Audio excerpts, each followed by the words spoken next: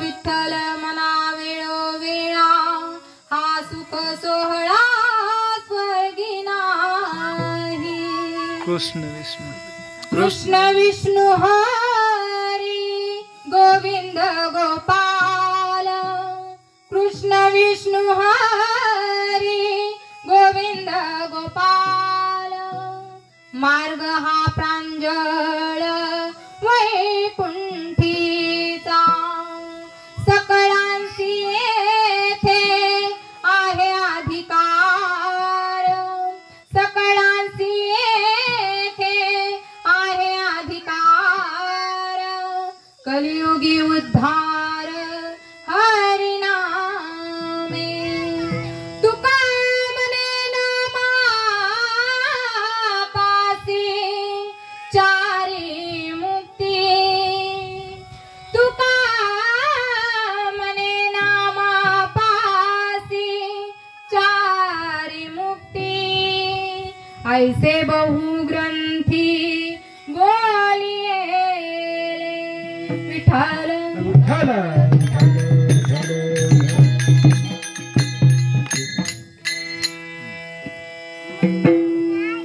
प्रस्तुत प्राप्त प्रसंगी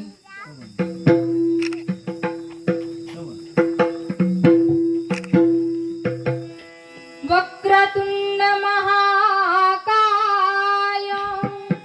सूर्यकोटी समप्रभा निर्विघ्नं कुरु मे देव सर्वकार्येषु सर्वदा। सर्वमंगलमांगल्ये शिवे सर्वार्थसाधिके शरण्ये त्र्यंबके गौरी नारायणी नमोस्तुते, नारायणी नमोस्तुते। पांडुरंग करो प्रथम नमः, पांडुरंग करो प्रथम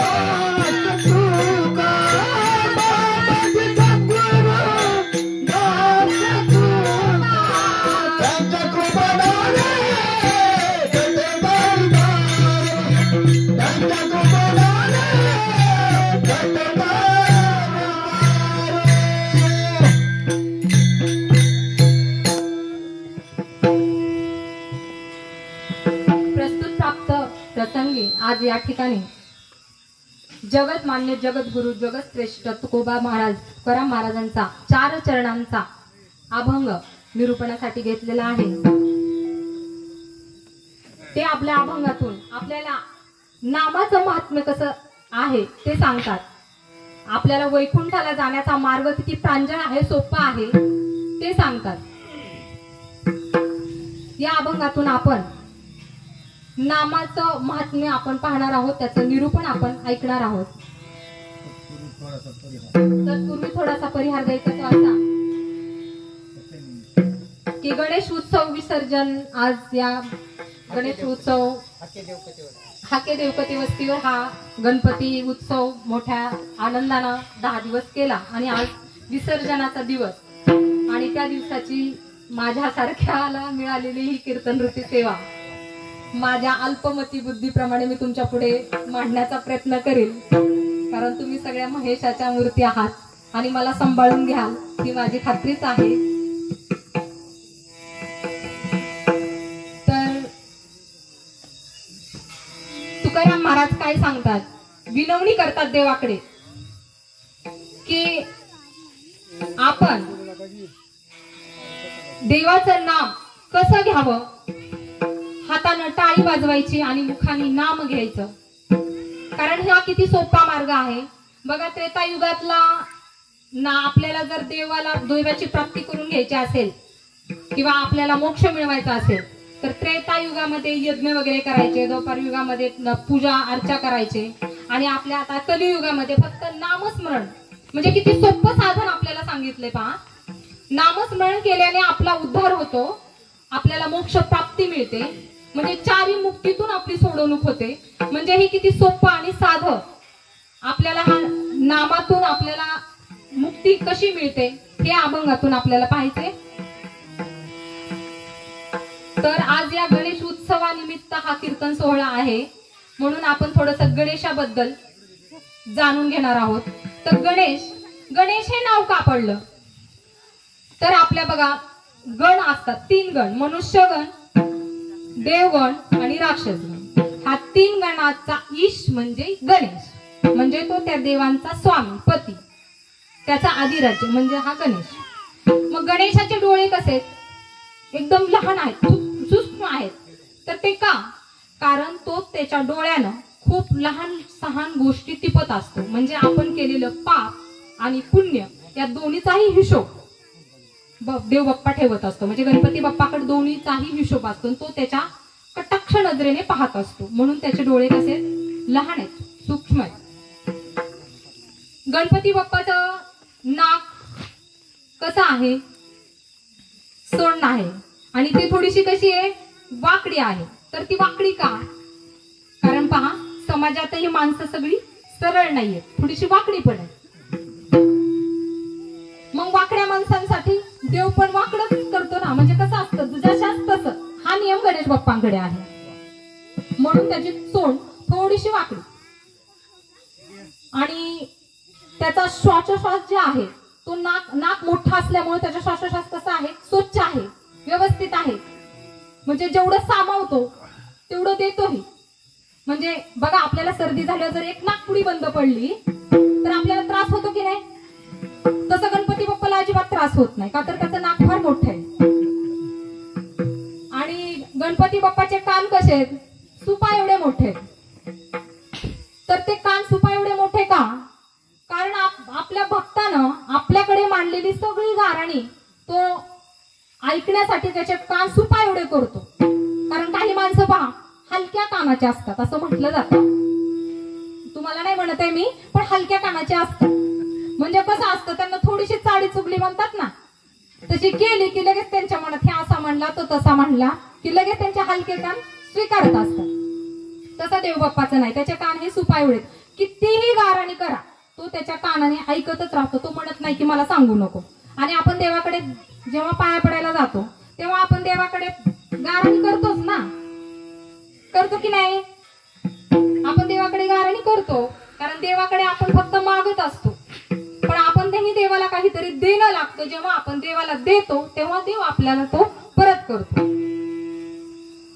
तसंच देवाचं पोट हे विशाल आहे, मोठं आहे. तर ते देवाचं पोट मोठं का आहे, कारण की आपल्या सारख्यांचे सगळे अपराध तो पोटी घालतो, म्हणून त्याचे मोठे आहे. मग गणेश बाप्पांची मूर्ती इतकी सुंदर, इतकी निरागस, एवढी छान आहे. गणपती बाप्पाचं नाव गणेश आहे, तसंच त्याचा कलर बघा, म्हणजे त्याचा रंग आपण प्रत्येक मंदिरामध्ये पाहतो, शेंदरी कलरचा गणपती असतो की नाही, लाल शेंदरी कलरचा. तर का असतो? कारण की बघा पौराणिक कथेत असं सांगितलंय की शेंदूर नावाचा एक राक्षस होता.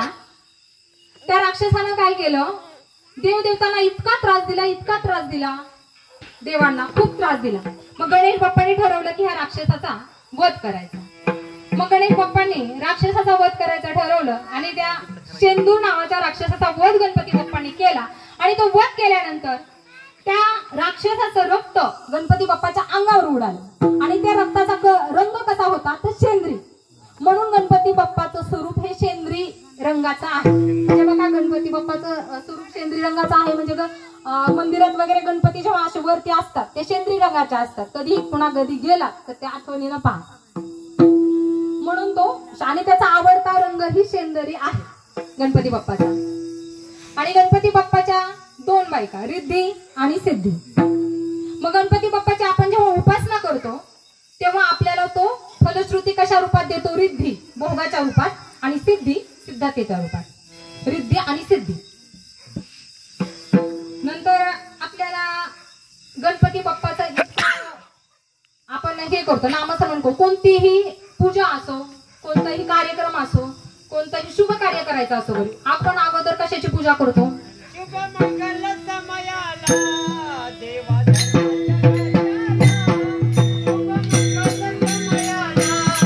देवा धर्माच्या कार्याला पूजा विधीचा परिणाम माझ्या गणपती रायाला. पूजा विधीचा परिणाम माझ्या गणपती रायाला.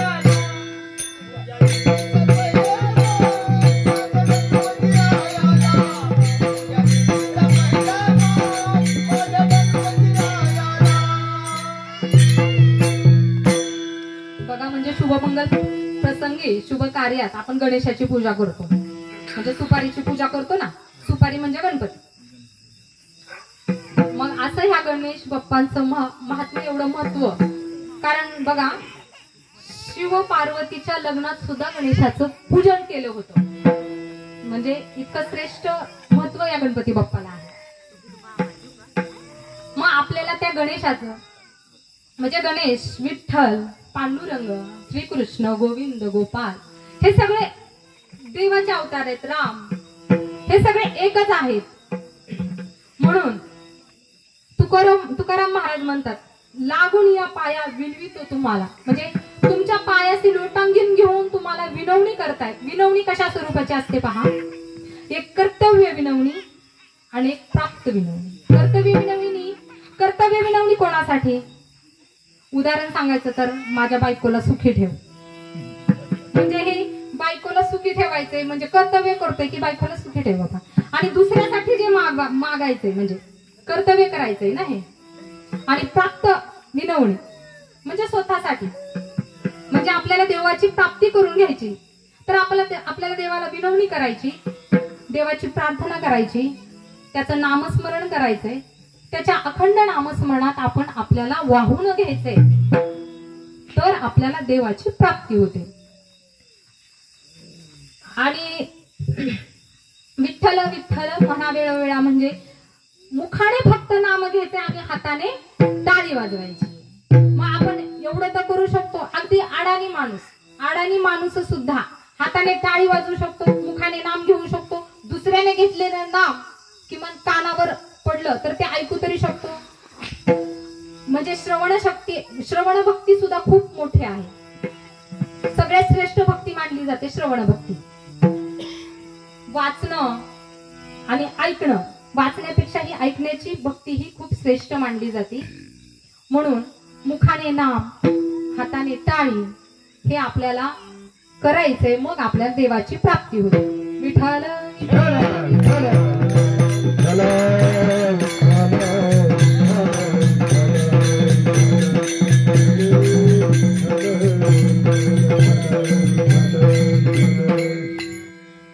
वैकुंठीला जाणारा मार्ग कसा आहे?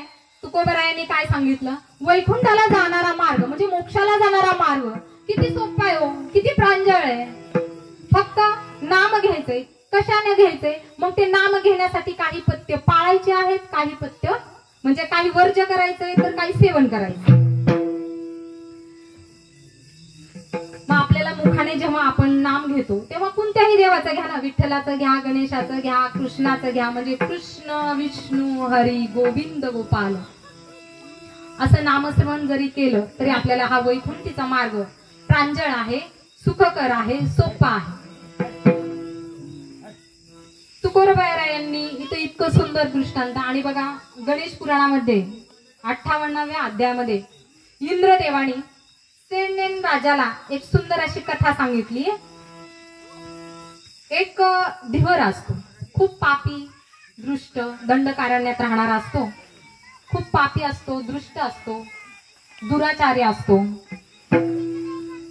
मग तो लोकांना, गावातील लोकांना खूप त्रास द्यायचा. मग एक दिवस काय झालं, गावातील लोक कंटाळले ना. आता गावात एखादा व्यक्ती पहा उगीच त्रास देणारा असेल तर लोक कंटाळतात ना त्याला. तसा तो लोकांना त्याचा त्रास व्हायचा. मग लोकांनी ठरवलं की ह्याला आता गावाबाहेर हाकलायचं. मग त्याला गावाबाहेर हाकलून दिलं. मग गावाबाहेर हाकलून दिलं दंडकारण्यात. तो घनघोर असं मोठं अरण्य होतं, त्या अरण्यात तो त्याच्या मुलाबाळांसह निघून गेला. मग आता आपली रोजची रोजीरोटी कशानं करायची. पण तो कसा होता, पापी होता, दृष्ट होता, चोरी करायचा, हाणामाऱ्या करायचा. मग त्याने ठरवलं वाटेवरच्या वाटसरूंना अडवायचं, मारहाण करायची, त्यांचं द्रव्य संपत्ती घ्यायची आणि आपली रोजीरोटी भागवायची. असं करत करत त्यानं खूप जणांना मारलं, संपत्ती लुटली, द्रव्य घेतलं. त्याचा संसार त्याच्यावर चालायचा. मुलाबाळांना चांगलं सुशोभित अलंकार घालून मस्त कुटुंब त्याचं जगत होतं. आणि नंतर त्याला एक दिवस शिकारीला जायला निघाला. तो खाण्यासाठी काहीतरी पाहिजे म्हणून तो शिकारीसाठी निघाला. शिकारीसाठी निघाल्यावर वाटेत जाता जाता त्याला ठेच लागली. ठेच लागल्यावर तो खाली पडला, विवळायला लागला. त्याला खूप जोराची ठेच लागली, त्याच्यामुळे तो कणत विवळत त्याचा घामाघूम झाला. पुन्हा तो उठला. समोरच त्याला आता तहान लागली. घामाघूम झाल्यामुळे तहान लागली. समोर त्याला एक सरोवर दिसलं. मग तो सरोवराच्या काठी गेला. ते सरोवर काय होतं ते त्याला माहिती नव्हतं. फक्त ते सरोवर होतं बस. गेला, पाण्यात चांगलं श्रम परिहार केला, स्नान केलं, उठला आणि पुन्हा शिकारीसाठी चालत निघाला. गजानन गजानन गजानन असा मंत्रघोष करत समोरून मुद्गल ऋषी आला. मग त्यानं पाहिलं आता ह्याचा धंदा काय होता, वाटेच्या वाटसरूंना मारायचं, त्यांची संपत्ती द्रव्य घ्यायची आणि आपलं घरी जायचं. त्यानं हातातली ढाल, हातातली तलवार घेतली आणि अशी उगारली. उगारल्याबरोबर त्याला समोर ते जेव्हा मुग्धल ऋषी दिसले तेव्हा त्याच्या हातातली तलवार तिथेच गळून पडली. ते ऋषींनी पाहिले. शेवटी ते काय ऋषी एकदम संयमी, शांत. त्यांनी पुढे आले आणि विचारलं, काय रे, तू तर माझ्यावर तलवार उचलली होतीस, ती अशी गळून का पडली. तेव्हा धिवराने उत्तर दिलं, ऋषीवर्य, तुमचे मला दर्शन झालं ना, मी धन्य पावलो, म्हणून माझ्या हातातली तलवार डळली. पण याचं कारण काय होतं माहितीये का, ते सरोवर जे होतं ते गणेश तीर्थ होतं. म्हणजे गणेश तीर्थात त्यानं स्नान केलेलं होतं. म्हणून त्याची बुद्धी अचानक बुद्धीत फरक पडला ना त्याच्या, म्हणून त्याच्या हातातून ती तलवार खाली गळून पडली. मग धिवराने विचार केला की ऋषीवर्य, तुम्ही तर मला भेटलाच आहात, मी धन्य पावलो आहे, पण आता मला तुम्ही माझा उद्धार करा, मला काहीतरी असं हे द्या की. मग त्याचं हे असं बोलणं ऐकून मुग्ध ऋषी त्याच्यावर प्रसन्न झाले की त्यांना वाटलं की ह्याचा खूप पश्चाताप होते. कारण धिवराने सांगितलं, मी खूप पापी आहे, दृष्ट आहे, मी असे कार्य केलेले आहेत, किंवा मी वाटसरूंना खूप मारलेले, खूप हाणामाऱ्या केलेल्या आहेत, खूप लोकांना त्रास दिलेला आहे, मला ह्या सगळ्यातून मला मुक्तता पाहिजे. मग तेव्हा मुग्धल ऋषी म्हटले, ठीक आहे, तू काय कर, गणेश मंत्राचा जप कर. श्री गणेशाय नमः, श्री गणेशाय नमः असा जप करायला सांगितला. मग धिवराने ठरवलं की आता आपण हा मंत्र जप करायचा. आणि मुग्धल ऋषी म्हणले, मी परत येईपर्यंत हा मंत्र जप करायचा. धिवराने सांगितलं, ठीक आहे. मुग्धल ऋषी तेथून निघून गेले. नंतर दिवराने एक सावली पाहिली. आता त्याला बसायचं होतं ना मंत्र जप करायला, म्हणून त्याने एका झाडाच्या सावली खाली त्यानं त्याचं आसन टाकलं आणि तेथे तो जप करत बसला. श्री गणेशाय नमः, श्री गणेशाय नमः असा जप करत बसला. असा जप त्यांनी आता ऋषीवर्य मुग्धल ऋषी येईपर्यंत करायला सांगितला होता ना. 1000 वर्ष झाली त्यानं तो मंत्र जप सुरूच होता. वाल्मिकासारखं वारुळ त्याच्यावर असं तयार झालं. कोणावर? दिवरावर. इतकं मोठं वारुळ तयार झालं की त्यातून दिवर काही दिसेनासा झाला. फक्त त्या वारुळातून ध्वनी यायचा. काय? श्री गणेशाय नमः, श्री गणेशाय नमः. म्हणजे तो भान हरपून गेला. अगदी समाधिस्थ झाली त्याची अवस्था की त्याला त्याच्यावर वारुळ चढलेलं सुद्धा कळलं नाही. मग एके दिवशी असंच फिरत फिरत मुग्धल ऋषी अरण्यात आले आणि त्यांना आठवण झाली की आपल्याला या ठिकाणी दिवर भेटला होता, त्याला आपण मंत्र जप करायला सांगितला होता, त्या ठिकाणी जाऊन तरी बघावं. मग ऋषी तिथं गेले. पाहिलं तर एक भलं मोठं वारुळ तिथं तयार झालेलं होतं. पण ते ऋषीवर्य होते, त्यांच्या लक्षात आलं. वारुळाजवळ गेले. वारुळातून फक्त एकच ध्वनी ऐकायला आला त्यांना. काय? श्री गणेशाय नमः, श्री गणेशाय नमः, श्री गणेशाय नमः असा जप ऐकायला आला. आणि मग ऋषीमुनींना आठवलं की दिवर इथेच आहे. त्यांनी त्यांच्या हातानं ते वारुळ बाजूला सारलं आणि तेथे दिवराला मुक्त केलं. म्हणजे वारुळातून पुन्हा एकदा त्या दिवराचा जन्म झाला. म्हणून त्याचं नामकरण विधी केला आणि त्याचे जे तो गजानन स्वरूपच झाला होता.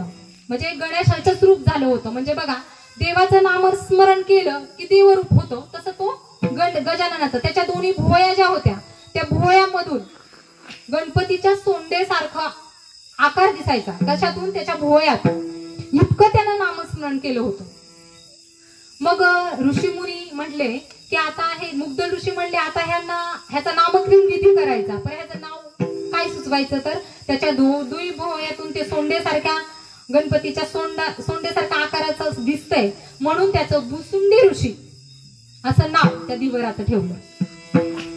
आणि त्यांना मुग्धल ऋषींनी इंद्रादी देवगंधर्व यांना पूज्य केलं. म्हणजे पहा, नामस्मरणात किती ताकद आहे. नामस्मरण केल्यानं किती जन्मांतरीची पाप नष्ट होतात. म्हणून नामस्मरण करणं हे आपल्या कलियुगात एक उद्धाराचं साधन आहे. म्हणून आपण नामस्मरण केलं पाहिजे. नाम चांगले चांगले माझ्या पंथीला उभे कपी फुल उतरले मुक्त केले राक्षसा. नाम चांगले चांगले माझ्या पंथीला उभे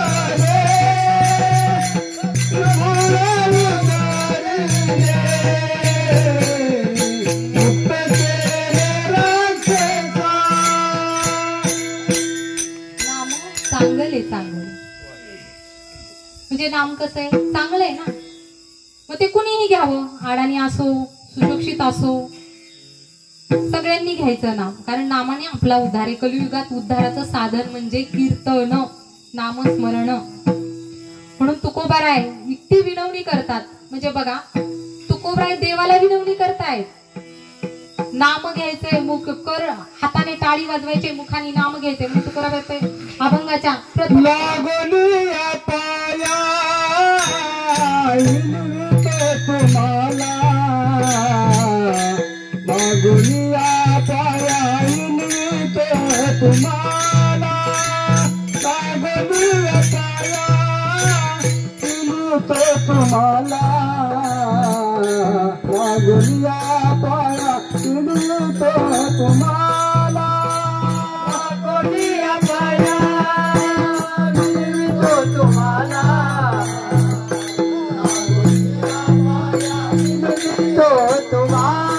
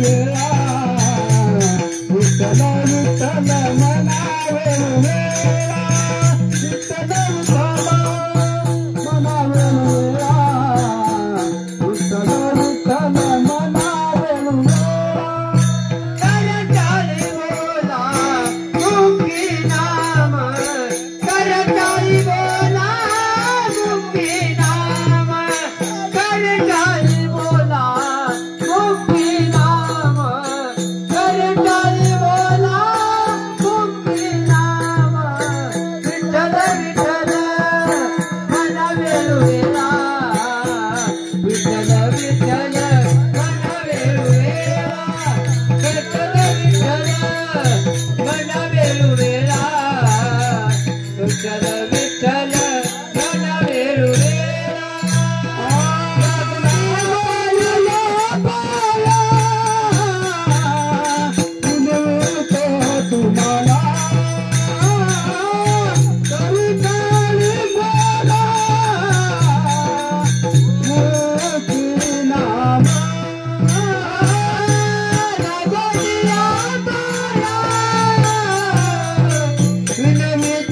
तुम्हाला हो करताळी बोला मुखी नाम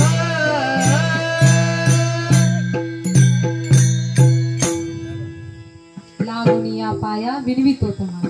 म्हणजे तुकोबराय बघा देवाला किती विनवणी करतात. कोणा